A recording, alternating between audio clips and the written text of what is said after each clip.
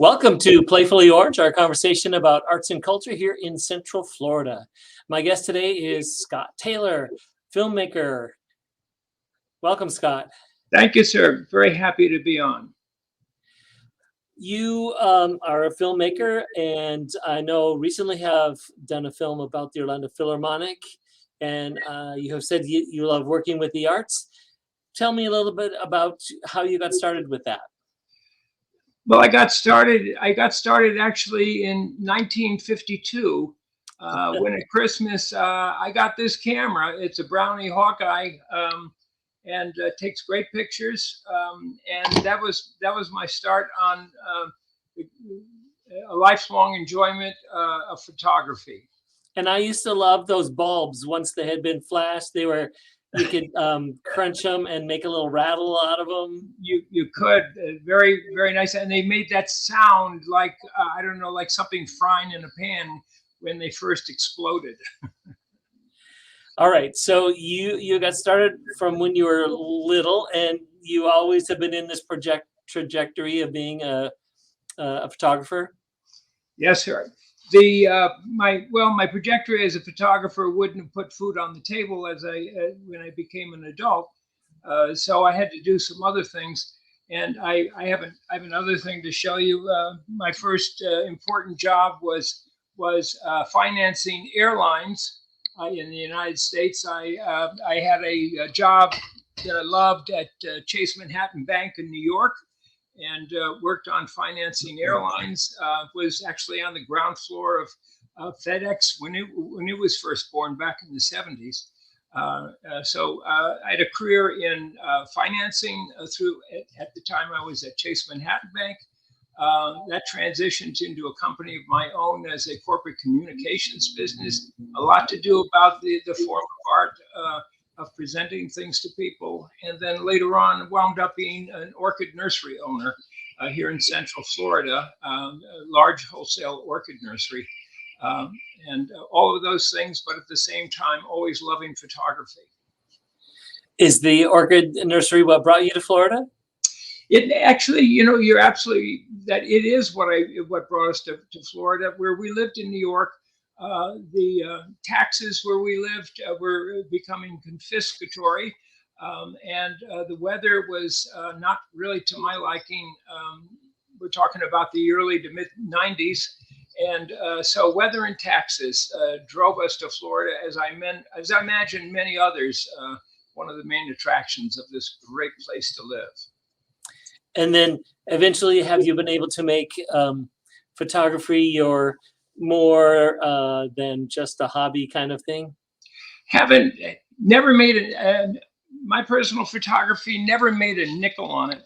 But sometimes it doesn't have to be. It doesn't have to be money. My wife and I go to Africa every year, and in recent years, and I guess for about 10 years now, when we come home, we take all of our pictures, sit down, and decide to we make a calendar that we give to friends and family, trying to make that so it doesn't have a shine on it. There we are. This is the 2023 calendar, and this calendar is full of lots of great photos of the natural world. Great. And while it doesn't put money in the pocket or food on the table, it brings both my wife and myself great joy to be with the animals that are over there and the great African people that we have an opportunity to get to know better each year. Over your life, has there been one photo that is just you were amazed that you got it, and it's like stands out? Yeah, there is a photo. It's hanging over on my wall over there. It's a little bit too big. I'd be happy to bring it over, but I'm afraid I might drop it. But it's a picture of a tree that we call a prayer tree, and it was taken in Kenya. The tree is absolutely enormous. And it's a tree that when my wife and I walked up to it and put our arms on it, I really do really do think that there was energy that you could feel in that tree, a spiritual energy. So the combination of that event and the beauty of that particular tree, that made it something really special for me. Great. Well, we have with the Snap Gallery, we have a very high quality photographic studio or gallery in town. Uh-huh. What have been some inspirations for you? Oh gosh, I mean, one of my inspirations, I have to confess, is something I've done for the last 13 years for an organization called Now I Lay Me Down to Sleep, like the nursery rhyme. And I started that in 2008. I had to stop doing it because of a neurosurgery that went bad and left me not able to really walk well. The organization provides a free professional photo session for families who have lost a child in childbirth. And many times it's the only thing the parents have to take home with them, and that is that they'll know that they're going to have a picture to remember a child that they lost all too soon. And that is something that has left a mark on me, and I know that it has been of value to the people that we've provided the photos to. And that continues on without me, with our group of photographers here in Central Florida. Great bunch of people. You recently made a video about the Orlando Philharmonic and how they survived during the pandemic. How did that come about? Was that your inspiration, or did they approach you, or how did that work? Well, I was on the board at the time, as I still am today, and I was in the office picking something up one day, and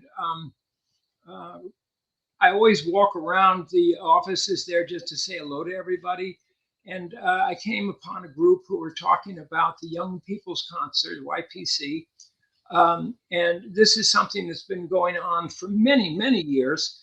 And this is where 60, 70,000 of the third, fourth, and fifth graders have been, in years past, have been bussed into the Bob Carr Performing Arts Center, and been treated to a 1-hour program of symphonic music, opera, and ballet, and a little story theme that runs under it. And so I said, well, what are you guys doing? And they said, we're thinking about hiring a production company and doing it in video so that we can bring the video into the schools. And so I walked back out to my car, and I just kind of sat there for a second. I said, there's a story here. And I just thought it was a great story. All the other things that the Philharmonic was doing, as you may know or recall, we started the season that year in September, our usual time, 26th, I think it was. And we started it in a tent in the middle of a soccer field.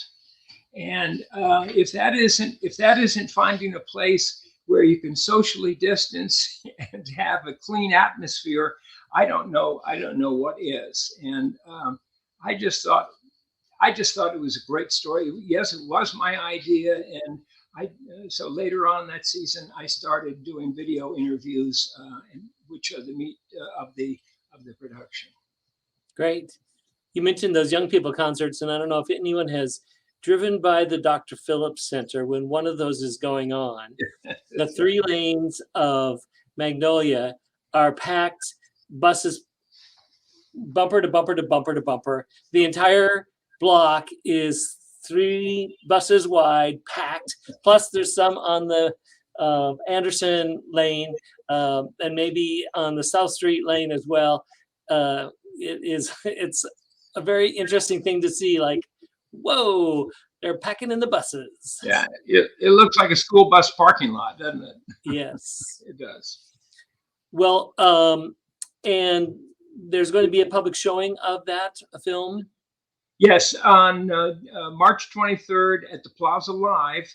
I don't have the time just in my head at the moment, but it is a free show, a free performance. All people are invited. I don't know whether it's ticketed or not, but if people go to orlandophil.org, I suspect that they will get the information that they need on it. Right. And I think there's a link available as well. Well, Scott, thank you very much for your work with the Philharmonic and the arts. Thank you for joining us here on Playfully Orange today. And thank you all for watching this edition of Playfully Orange. Terry, thanks so much for having me on. I appreciate it. You bet. Thanks.